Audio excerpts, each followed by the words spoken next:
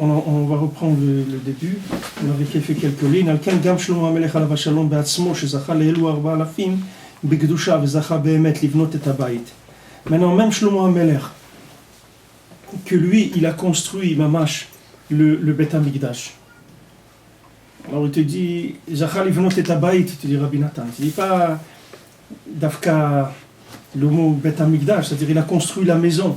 Il a construit la maison d'Hachem. Ça veut dire que s'il a construit la maison d'Hachem, ça veut dire que c'est quelqu'un qui a vraiment réuni énormément d'éléments qui est arrivé à interpréter et à convertir des éléments qui étaient dans l'air du monde. C'est-à-dire qu'on n'avait pas d'orientation, on est arrivé à leur donner une orientation vers la Kedusha.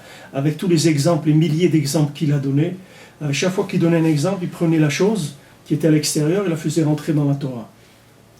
Quand tu donnes un exemple, c'est quoi? C'est que tu trouves une correspondance dans les choses de ce monde. Tu dis, voilà, par exemple, un plombier, il va là-bas, il fait ça. Alors, qu'est-ce que tu prends? Tu prends toute cette action de cette personne-là et tu la fais correspondant de la Torah, tu la fais rentrer dans la maison. Maintenant, quand tu as fait rentrer dans la maison des milliers et des milliers de choses comme ça, et des dizaines de milliers qu'il avait Shlomo HaMelech, alors, à ce moment-là, ça y est, il a construit le Bayit Mamash d'Hachem, avec toutes ces Torotes-là.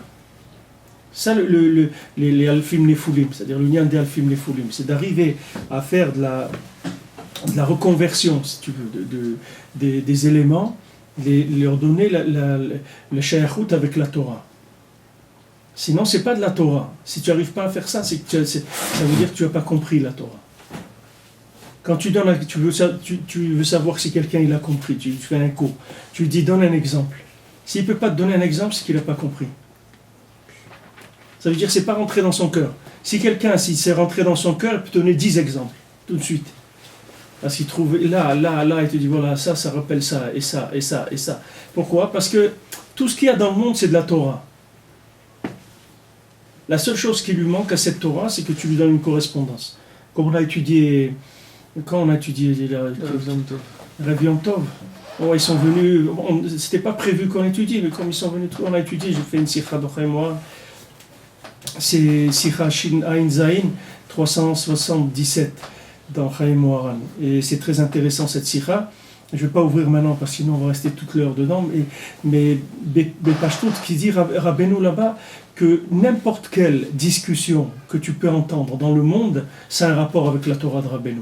Et il dit si tu connais la Torah de Rabbeinu, tu peux tout mettre en correspondance avec ce que Rabbeinu a dit. Il n'y a aucune sikha dans l'Olam qui ne se trouve pas dans la Torah de Rabbeinu. Chol, pas chol, tout. Là, on parle de chol d'Afka, le reste c'est Pashut. Si c'est de la Torah, c'est Pashut. Mais du chol, gamour. De chol. Il n'y a pas. Akol taloubo. Hein? Akol taloubo. Ouais, mais ça aussi, c'est-à-dire il y a un inyan de le dire et il y a un inyan de le faire et de le vivre.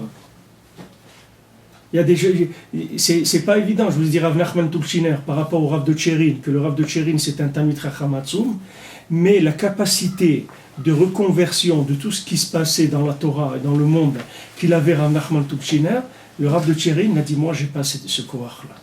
Ce koach-là qu'il a Rav Nachman Tulshiner, moi je l'ai pas. Ça lui venait de quoi? Qu'il était le shamash de Rabbi Nathan. Comme il était le shamash de Rabbi Nathan. Il a reçu une Torah que là où il allait, il trouvait tout de suite de la correspondance avec Rabbeinu.